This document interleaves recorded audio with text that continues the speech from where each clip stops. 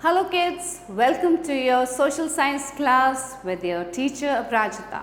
And children, today let's start a new chapter of class 7 geography, that is chapter number 18. Settlements, transport and communication. क्या क्या पढ़ेंगे आज हम? Settlements के बारे में पढ़ेंगे, कैसे सेटल हुआ human being, and the transportation, what were the different types of transport used, and the communication, means of communication. So let's start the chapter here. So children, in this chapter we are going to read about types of settlements. अलग अलग तरह के settlements पढ़ेंगे. Migration, scattered and compact settlements. दो तरह के जो settlements हैं, scattered settlements और compact settlements, इनके बारे में भी पढ़ेंगे. Transportation and communication. Settlements occur when humans live in a large number at one place and do various activities.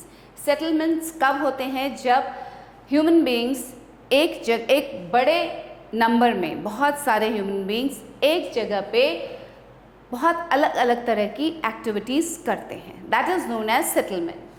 The form of settlement in any particular region reflects the relation between human and the environment.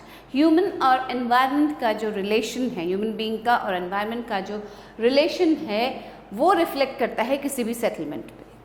A settlement is a general term used for any form of human habitation. Human habitation के किसी भी form को settlement कहा जाता है. It can be small like a hamlet or large like a megalopolis. The growth and development of a settlement depends upon suitable land, presence of water, climate and soil. किसी भी settlement का जो growth है या जो development है वो किस पे depend करता है? Suitable land हो, वहाँ पे presence, वहाँ water किस amount में present है, climate कैसा है, वहाँ का soil कैसा है. Types of settlements. Settlements can be classified on basis of किस basis पे settlements को classify किया जा सकता है? On the basis of size, shape, pattern, site, function, etc. They can be temporary, permanent, rural, urban, compact, scattered, etc. अलग अलग तरह के settlements होते हैं. Let's start with the temporary settlements. A temporary settlement is established for a few days or season. एक temporary settlement जो होता है वो कुछ दिनों के लिए होता है, कुछ दिनों के लिए लोग रहते हैं वहाँ और कुछ season के लिए. Nomads often establish this type of settlement. और इस तरह का जो settlement है वो ज़्यादातर किस में देखा जाता है? Nomads में. This type of settlement is also prevalent with cow herds in Haryana and Rajasthan. जो हरियाणा राजस्थान के cow herds हैं वो भी इसी तरह के settlement करते हैं. And shepherds in hilly areas. Presently we find only a few temporary settlements in India. और इंडिया में at present बहुत कम temporary settlement देखने को मिलता है. A temporary settlement is set up with basic needs of the dwellers. It can comprise of vehicles used as houses, a bullock carts. They move with all their belongings, including animals. और वो क्या करते हैं? उसमें वो vehicles को भी houses के रूप में convert करके उसमें रहते हैं, उसमें ही move करते हैं. सब belongings होती हैं उनकी, जो ज़रूरत का सामान होता है वो सब उसमें होता है. और वो move करते हैं अपने सारे belongings के साथ और animals के साथ. A caravan traveling in a desert is also a type of temporary settlement. Desert में जो कारवां move करता है वो भी एक तरह का temporary settlement है. Now see, this is a caravan and a tent. कहीं भी जाके कुछ दिनों के लिए रहना होता है तो tent लगा के वहाँ रहते हैं. This is a temporary settlement. Next is the urban settlements. An urban area mostly has pakka houses which can be classified into different types. अब अर्बन एरियाज में क्या होता है? ज़्यादातर पक्का हाउसेस होते हैं. कैसे हाउसेस? पक्का हाउसेस. और इनको क्लासिफाई किया जा सकता है अलग अलग टाइप्स में, जैसे कि bungalows, flats, duplexes etcetera. On the other hand an urban area has a large number of utility buildings. और अर्बन एरियाज में बहुत लार्ज नंबर में यूटिलिटी बिल्डिंग्स भी होती हैं, such as markets, hospitals, schools, colleges, offices etcetera. There are shops and markets in plenty in an urban area. एक urban area में बहुत सारे shops और markets होते हैं. An urban area has many facilities, yet there is an ugly blot on the face of urban areas. This blot is in the form of slums, which follow an unhygienic way of living. लेकिन urban areas में इतना सब कुछ होते हुए भी एक जो अगली साइड है अर्बन एरिया का, दैट इज़ द स्लम. और स्लम्स वो जगह हैं जहाँ पे लोग बड़े अनहाइजीनिक तरीके से रहते हैं. Look, this is a slum. Types of urban settlements. Urban settlements are classified on the basis of economic activities. Economic activities के आधार पे ये जो अर्बन सेटलमेंट्स हैं इनके क्लासिफिकेशन होता है. The administrative towns include capital cities and other centers of provinces, states and districts linked with administration of the region. जो administrative towns होते हैं उनमें कौन से आते हैं? cities, capital cities आती हैं, और दूसरे centers, provinces के दूसरे centers होते हैं, state and district. The defense towns are military bases like Mahau, MP. जो defense towns होते हैं वो ज़्यादातर military bases होते हैं. The cultural centers can be centers of education, art, religion, etc. like Varanasi, UP. और जो cultural centers होते हैं वहाँ पे कौन कौन से centers होते हैं? education होता है, education का center होता है, religion होता है, जैसे कि वाराणसी में है. Collection centers include mining towns, fishing ports, lumbering centers, etc. where raw materials are obtained. जो collection centers होते हैं वहाँ पे raw materials मिलता है. The industrial centers are the towns where some kind of manufacturing industry is the major activity.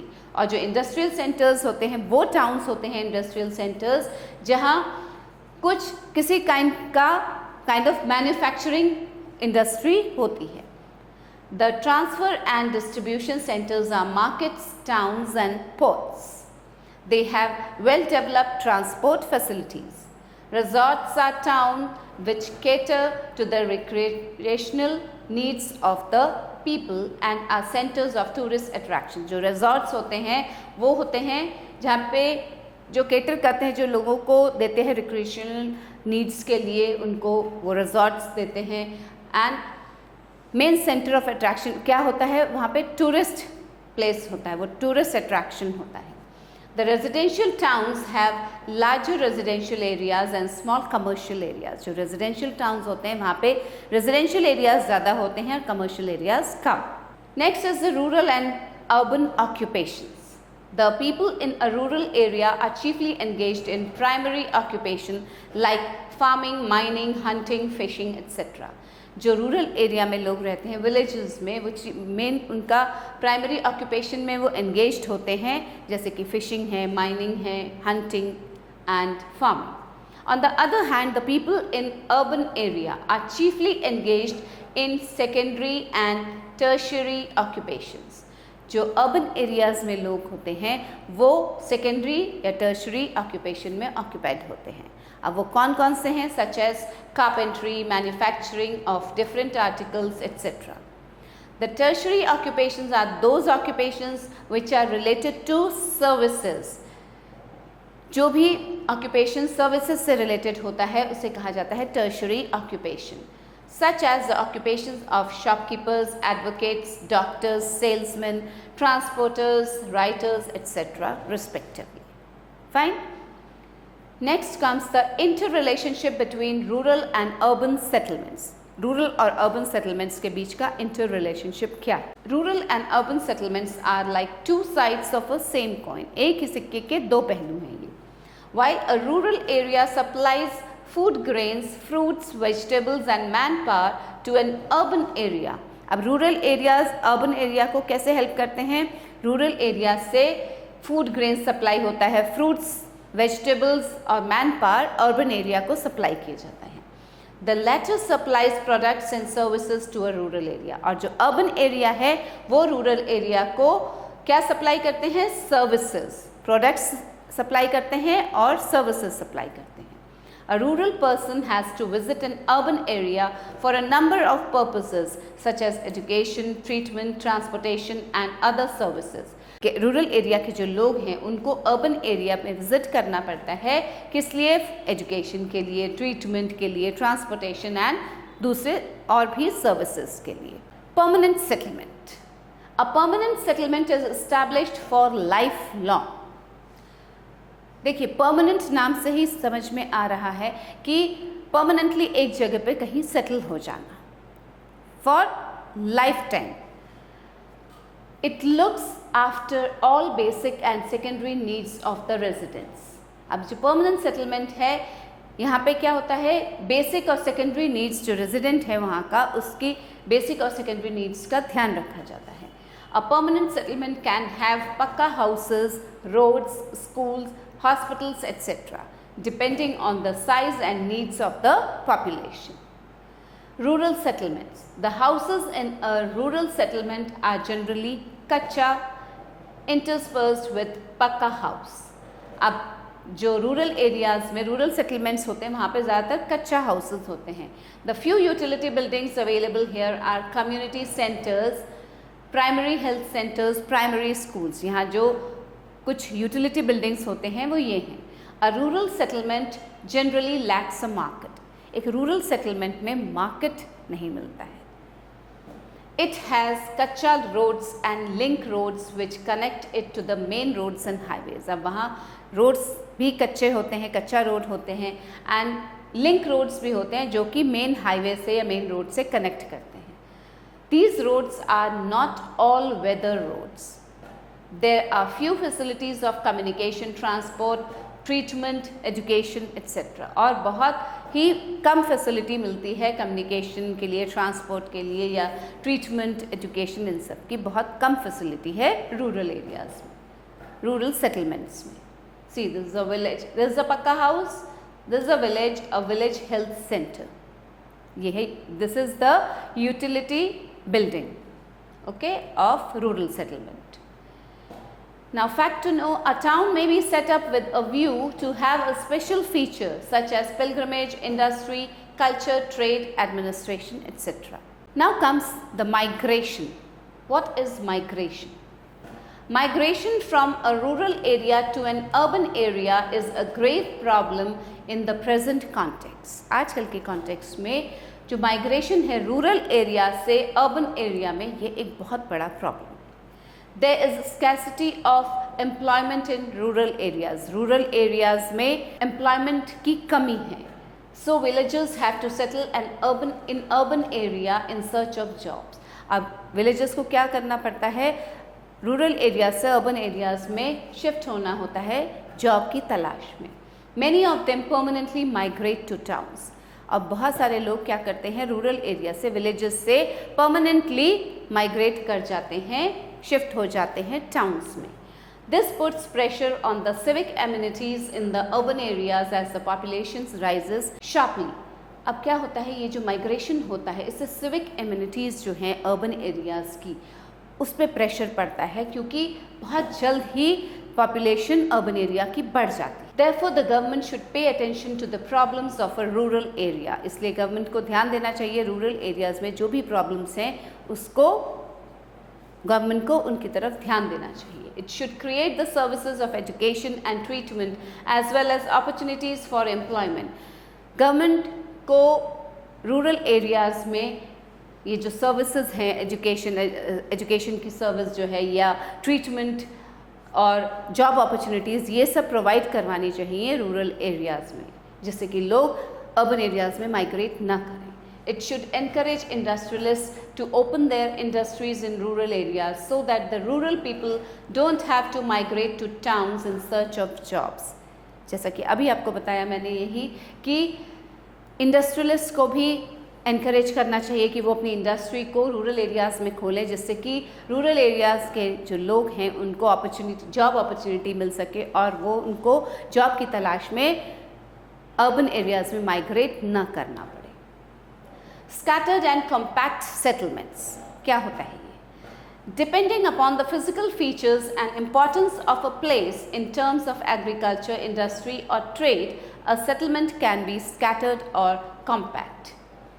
अब physical features और उस प्लेस की, उस जगह की इम्पोर्टेंस के आधार पे ही एग्रीकल्चर, इंडस्ट्री, ट्रेड, सेटलमेंट जो है ये या तो स्कैटर्ड हो सकती है या कॉम्पैक्ट हो सकती है. फाइन. अब जो इम्पोर्टेंस ऑफ प्लेस का मतलब एग्रीकल्चर कैसा हो सकता है, वहाँ पे इंडस्ट्री कैसी है, वहाँ ट्रेड कैसा चल सकता है, तो उस बेसिस पे ये स्कैटर्ड भी हो सकती है और कॉम्पैक्ट भी हो सकती है settlement. The houses are built here and there in a scattered settlement. अब स्कैटर्ड सेटलमेंट जहाँ होता है वहाँ पे जो घर होते हैं वो इधर उधर बिखरे हुए बने होते हैं. While the houses are built close together in a compact settlement, लेकिन जहाँ compact settlement होता है वहाँ पे houses जो हैं वो एक के पास एक बने हुए होते हैं, एक साथ बने हुए होते हैं. We can find scattered settlements in deserts and hilly areas, while plains have compact settlement. अब deserts और hilly areas में scattered settlement देखने को मिलता है, कहीं कहीं कहीं दूर दूर घर होते हैं, और जो hilly areas हैं वहाँ भी ऐसा ही होता है. लेकिन जो प्लेन्स हैं, प्लेन्स में कॉम्पैक्ट सेटलमेंट देखने को मिलता है. Now children, let's read about the transportation. Man took the first step towards modernisation and progress when he invented the wheel. इंसान ने सबसे पहला कदम मॉडर्नाइजेशन की तरफ या प्रोग्रेस की तरफ कब रखा? जब उसने पहिए का इन्वेंशन किया. Now man has made different kinds of transports which carry him to far off places in no time. अब क्या हो गया है? अब इंसान ने अलग अलग तरह के ट्रांसपोर्ट्स बना लिए हैं जिससे कि बहुत कम टाइम में वो दूर दूर जगह पे जा सकता है. The time involved in journeys has reduced drastically, making the world into a global village. और जो एक जगह से दूसरी जगह जाने का जो जर्नी का जो टाइम है वो बहुत कम हो गया है, जिससे कि ये वर्ल्ड जो है ये ग्लोबल विलेज बन गया है. We can classify means of transport into 3 types of. Means of transport को 3 तरह से क्लासीफाई किया गया है. Means of land transport, means of water transport and means of air transport. Land transport. Animals have been an important means of land transport since olden times. बहुत पुराने time से जो एनिमल्स हैं वो एक बहुत important means of land transport रहे हैं. They are used even today. आज भी उनको as a transport यूज़ किया जाता है. Animals are useful in areas where it is difficult to construct roads and railways. जिस जगह पे, जिन एरियाज़ में रोड्स और रेलवेज कंस्ट्रक्ट करने में परेशानी आती है, नहीं कंस्ट्रक्ट किया जा सकता है, वहाँ पे ये एनिमल्स का यूज़ किया जाता है as means of transport. Land transport can be broadly classified into roadways and railways. अब लैंड ट्रांसपोर्ट में 2 तरह के आते हैं, रोडवेज आता है, एक रेलवेज होता है. See, this is a camel. Again in the desert it is used as a means of transport. A yak, snowy area, a llama. These are few animals which are used as land transport, as means of transport. Now roadways. Roads are very vital for the development and progress of a country. एक country के development और progress के लिए जो roads हैं वो बहुत important part play करते हैं. Roads are useful for both long and short distances. लंबी दूरी के लिए भी roads इस्तेमाल किए जाते हैं और कम दूरी तय करने के लिए भी roads का इस्तेमाल किया जाता है. A road can be built right up to the doorstep of a house or a factory. Long highways have been built to travel over long distances. लंबे distances को travel करने के लिए, cover करने के लिए highways बनाए गए हैं, लंबे highways बनाए गए हैं. The Grand Trunk Road, GT Road, in India was built in the medieval period. ये जो GT Road बना था इंडिया में वो medieval period में बनाया गया था. A road can be metalled, पक्का, और unmetalled, कच्चा. रोड पक्के भी होते हैं और कच्चे रोड्स भी होते हैं. An unmetalled road is usually found in rural area. जो रूरल एरिया होता है, विलेजेस में unmetalled road या कच्चा रोड जो होते हैं वो देखने को मिलता है. A link road which connects a rural area to a main road. और एक लिंक रोड भी होता है जो कि विलेजेस को मेन रोड से कनेक्ट करता है. A metal road is built for many purposes. metal road मतलब पक्का रोड बहुत सारे पर्पसेस के लिए बिल्ड किया जाता है. It is build within a town to serve the needs of the local people. It may be build to connect different towns और इवन कंट्रीज. अलग अलग टाउन्स और अलग अलग कंट्रीज़ को भी जोड़ने के लिए ये रोड्स, ये जो मेटल रोड्स होते हैं, it's important. A highway is a broad and long road which connects cities in different states or different countries. Highways एक चौड़ी और लंबी सड़कें होती हैं. It is built and maintained by central government और central government इन highways को construct कर. Now fact to know, the longest highway in India is the NH7. जो NH7 है, National Highway 7, that is the longest highway in India, NH7. Between कहाँ से कहाँ तक? Varanasi and Kanyakumari, covering 2,369 kilometers. Fine. There are main roads which connect towns with a state. अब main roads भी होते हैं जो कि towns को state से connect करते हैं. These roads are called state highways और इन्हें कहा जाता है state highways. India has a dense network of roads in the northern plains because it is easy to build road here. अब इंडिया का जो बहुत घना नेटवर्क है रोड्स का, वो कहाँ है? नॉर्दर्न प्लेन्स में है, क्योंकि वहाँ पे रोड बिल्ड करना ईजी है. India has a large network of roads all over the country. Recently, India has completed the project of Golden Rectangle in order to connect the 4 metros of New Delhi, Kolkata, Mumbai and Chennai. अभी कुछ time पहले ही India ने एक project complete किया है अपना, जिसे golden rectangle कहा गया था. उसमें क्या था कि 4 मेट्रोज हैं of new Delhi, Kolkata, Mumbai and Chennai, इनको कनेक्ट करना. In addition to them, India is also building a large number of flyovers in all parts of India in order to decongest traffic on roads. अब flyovers बनने से क्या होता है? जो रोड पे जो ट्रैफिक का जो कंजेशन हो जाता है, जो भीड़ हो जाती है, वो कम किया जा सकता है. Railways are a quick and cheap means of transport. Quick भी है, जल्दी पहुंचा जा सकता है, चीप भी है, सस्ती भी है. At present, electric and diesel engines are used.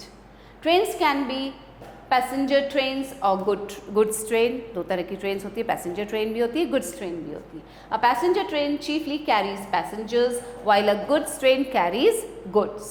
A passenger train can be, look, this is a goods train and this is an express train. This is a passenger train. A passenger train can be slow or fast. Passenger train slow भी होती है, fast भी होती है. Now super fast trains are running in almost all countries. आजकल ज़्यादातर countries में कैसी trains चल रही हैं? super fast trains. The bullet trains in Japan and France run at a very high speed. जो bullet trains हैं बहुत high speed में run करती हैं. In India, large number of express and super fast trains are running, such as Rajdhani, the Rajdhani, the Shatabdi, etc. Railways also connect different countries of the world. Railways अलग अलग countries को भी connect करती हैं world के. The longest railway line in the world is the Trans-Siberian. सबसे लंबी railway line जो है वर्ल्ड की, वो है Trans-Siberian, which connects Moscow with Vladivostok. Okay, Moscow को व्लादिवोस्टॉक से कनेक्ट करती है Trans-Siberian. Railway lines also connect Amritsar in India with Lahore in Pakistan and Kolkata in India with Dhaka in Bangladesh. India has developed a large network of railway lines in the whole country. पूरी country में India ने एक बहुत बड़ा network बना लिया है railway lines का. Recently, a railway line has started to function between Srinagar and Baramulla in Kashmir. The Jammu railway line too has been extended up to Pathankot. Jammu railway line को भी पठानकोट तक एक्सटेंड कर दिया गया है. द मेट्रो रेल और tube train is operated within certain large cities in the world. Some of the cities in the world with this facility are. अब जहाँ पे मेट्रो रेल या ट्यूब ट्रेन चलती है, ऑपरेट की जाती है, वो कौन से जगह हैं? Cities London, England, New York, America, Kolkata and new Delhi. Now comes the water transport. Waterways are the cheapest means of transport as no roads or railways are needed. जो waterways है वो सबसे ज़्यादा cheap है means of transport. Only seaports are needed where the ship can call on. केवल seaports चाहिए होते हैं. At times, open beaches are used for small boats and trawlers. We can classify water transport into two types. अब water transport का भी classification दो तरह से किया जा सकता है, inland routes and sea routes.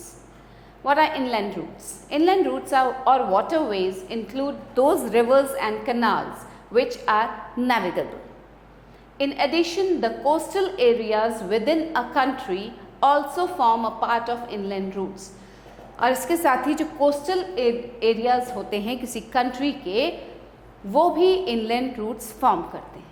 A few of the navigable rivers in the world are, अब नेविगेबल रिवर्स कौन से हैं वर्ल्ड में?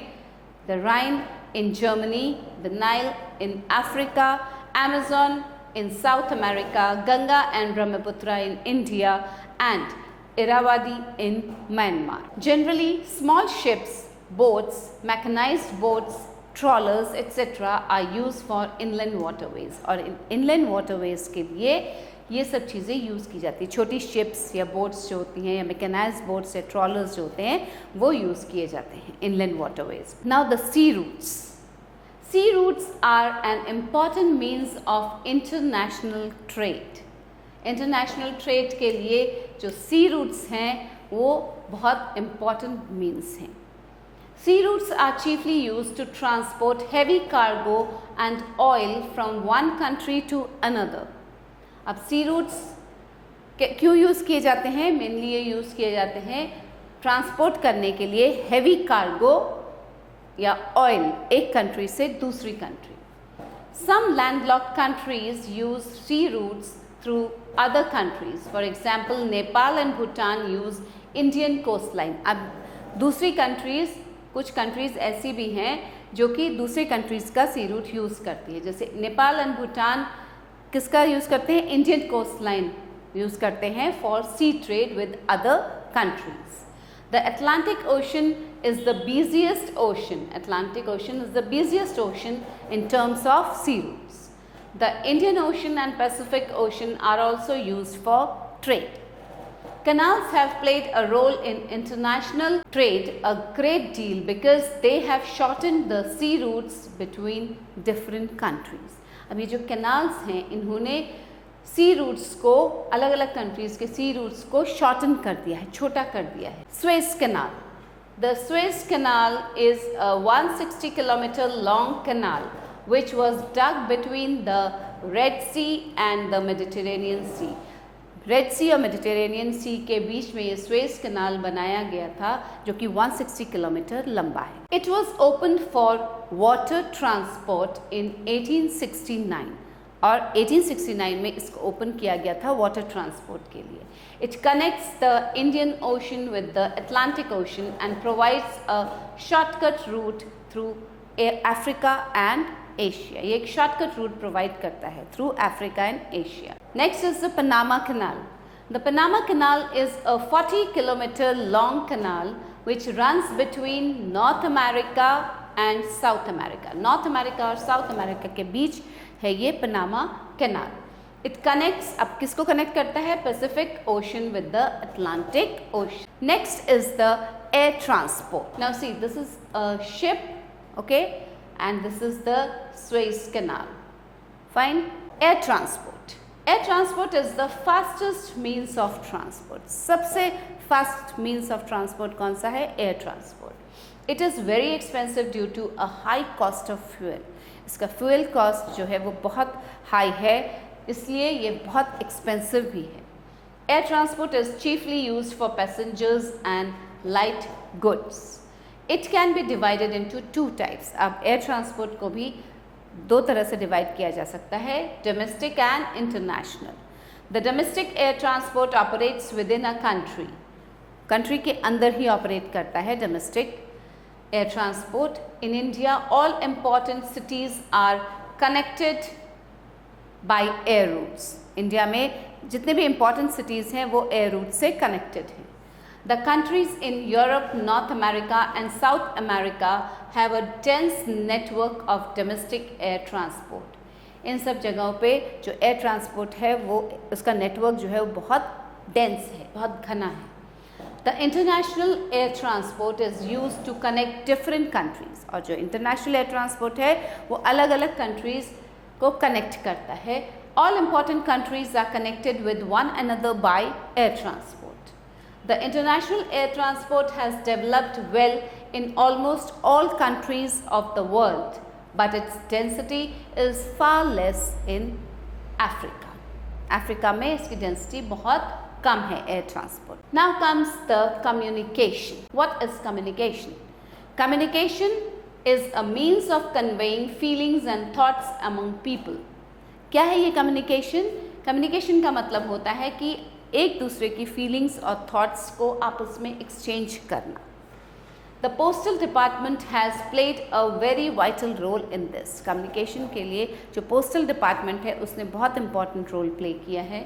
At present, technology has led in the development of communication all over the world. और आजकल के time में जो technology का development हुआ है उससे जो communication है वो all over the world बहुत easy हो गया है.